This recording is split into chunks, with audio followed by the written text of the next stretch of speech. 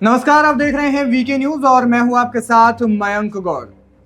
हमारे देश की संसद का विशेष सत्र आज से शुरू हो चुका है। 18 से 22 सितंबर तक चलने वाला है ये विशेष सत्र। विशेष सत्र का आज पहला दिन है और इस विशेष सत्र में अब तक बहुत सारे मुद्दों को लेकर चर्चा हुई है। पीएम मोदी ने भी सदन में कई लोगों को नमन किया। उन्होंने कहा कि ये जो संसद है वो पंडित जवाहरलाल नेहरू, डॉक्टर भीमराव अंबेडकर और तमाम उन महानुभावों की संपत्ति है। उन तमाम महानुभावों के आशीर्वाद से ये जो सदन है वो सफल हो पाया है। उसके अलावा उन्होंने कई लोगों को नमन भी किया। हमारे साथ इस मुद्दे पर चर्चा करने के लिए वीके न्यूज के executive editor Diwakar Vikram sir मौजूद हैं। सर, सबसे पहले तो मैं आपसे सवाल लेना चाहूंगा कि अब तक की जो सदन की जो कार्यवाही हुई है वो किन किन मुद्दों पर हुई है? देखिए, जिस तरीके से आज सदन की शुरुआत में प्रधानमंत्री ने बोला, दो बहुत महत्वपूर्ण बातें कि ये ऐतिहासिक सत्र होगा क्योंकि बहुत ही छोटा समय है, और दूसरी बात उन्होंने बहुत महत्वपूर्ण बात कही, ये रोने धोने का समय नहीं है। ये दो बातें कही तो एक तरह से ये विपक्ष पर करारा चोट कि मतलब इस 5 दिन में एक भी क्षण जो है वो बर्बाद नहीं किया जाए। जैसा कि शुरुआत में ही आपने मैं बताया, पहली बात ये है कि सदन में जब सब पहुंचे तो सभी जब बोलते हुए प्रधानमंत्री सहित सब भावुक हुए, और प्रधानमंत्री ने जो भाषण की शुरुआत की वो भी बहुत भावपूर्ण था। तो ये भावुक क्यों हुए ये जानना बहुत जरूरी है।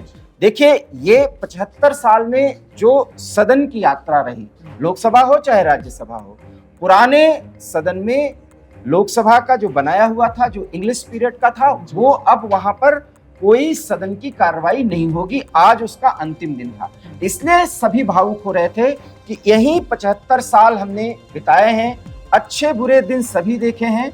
और उसका जिक्र करते हुए प्रधानमंत्री ने जब अपने अध्यक्षीय भाषण में उन्होंने संबोधन के दौरान कहा कि सदन में जो 75 साल की विकास यात्रा थी, जो पड़ाव हुए, जो हम आगे बढ़े, उसमें सबका योगदान है।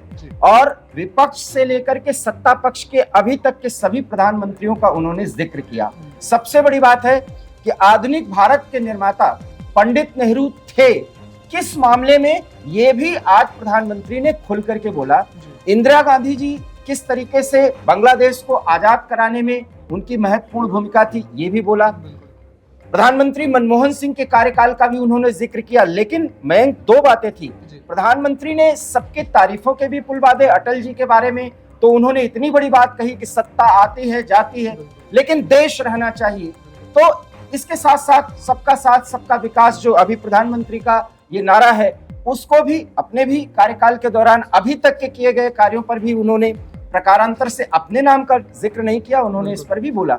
सबसे बड़ी बात है कि ये जब वो बोल रहे थे तो सदन में कुछ ऐसे भी मौके और पल आए जब वो सदन का सिर भी नीचा हुआ, उसका भी जिक्र प्रधानमंत्री ने किया। मतलब कि पड़ाव में अच्छे बुरे सभी कार्य या सभी दौर आए, लेकिन संसदीय मर्यादा और गरिमा बनी रही। और इसके लिए जरूरी है कि लोकतंत्र के प्रति जो आस्था अभी तक दर्शाई गई, 140 करोड़ आवाम की जो सोच थी, जनता जिस तरीके से लोकतंत्र में भरोसा रख पाई, उसमें पुराने सदन में जो कामकाज हुआ शुरू से लेकर के 1947 से लेकर के आज तक, उसका जिक्र प्रधानमंत्री ने किया है। इसलिए वो भावपूर्ण भाषण थे और इसमें कई ऐसी बातों का उन्होंने जिक्र किया कि सबसे उम्रदराज लोग भी डॉक्टरों के सहयोग से व्हीलचेयर पर भी बैठ के आए, ज्यादा उम्र के लोगों ने भी यहाँ पर अपना योगदान दिया।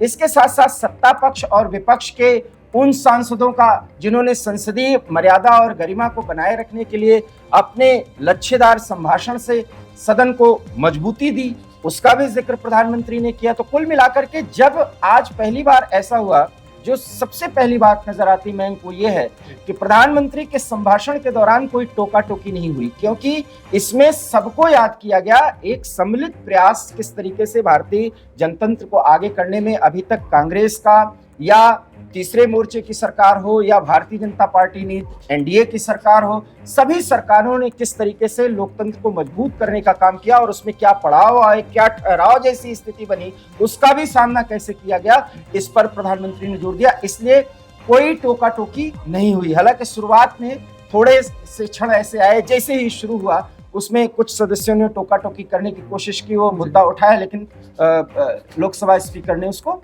शांत कर दिया। कुछ ऐसी ही चर्चा राज्यसभा में भी हुई, राज्यसभा में कुछ दलगत बातें हुई, और लेकिन कुल मिलाकर के खड़गे साहब जो बोले वो उसमें बहुत बड़ी बात थी, जिसमें उन्होंने इंडिया गठबंधन को इंडी गठबंधन किए जाने पर भाजपा पर उन्होंने निशाना साधा है। दूसरी बात, लोकसभा की कार्रवाई को हमने अभी तक, जैसा कि आपने सवाल किया, हमने पूरा देखा। उसमें सबसे बड़ी बात है कि विपक्ष के नेता के तौर पर अधीर रंजन चौधरी, जो प्रतिपक्ष नेता की भूमिका में पहला संभाषण वो कर रहे थे, तो उन्होंने एक दलगत दायरे में बांधा पूरी राजनीति को, 75 वर्ष की यात्रा को, और पूर्व प्रधानमंत्री नेहरू के कार्यकाल का जिक्र किया कि किस तरीके से, और राजीव गांधी के कार्यकाल का जिक्र किया। मतलब अगर अधीर रंजन चौधरी पूर्व प्रधानमंत्री अटल बिहारी वाजपेयी को याद करते, विश्वनाथ प्रताप सिंह को याद करते तो बेहतर होता, लेकिन सब कुछ वो एक सेंट्रिक किया, उन्होंने पंडित नेहरू पर केंद्रित किया, इंदिरा पर केंद्रित किया। तो आज के संभाषण में चूंकि ये ऐसा सदन है जो चल रहा है ये 5 दिन का, इसके बाद पुराने संसद भवन से कुछ भी नहीं होगा। अब नए संसद भवन में कल जो है वो प्रवेश हो जाएगा, उसका मुहूर्त भी है पूरा, तो उसको लेकर के लोग भावुक हुए, और उस भावुक पल में दलगत राजनीति नहीं होनी चाहिए। लेकिन अधीर रंजन चौधरी को भी लोगों ने सुना। हाँ, अधीर रंजन चौधरी कुछ बातें भी, जो कांग्रेस नीति है, जो कांग्रेस का थॉट प्रोसेस है, उसमें वो सनातन पर कुछ जानकारी दे रहे थे, तो वो जानकारी भी बहुत अच्छी सही नहीं थी।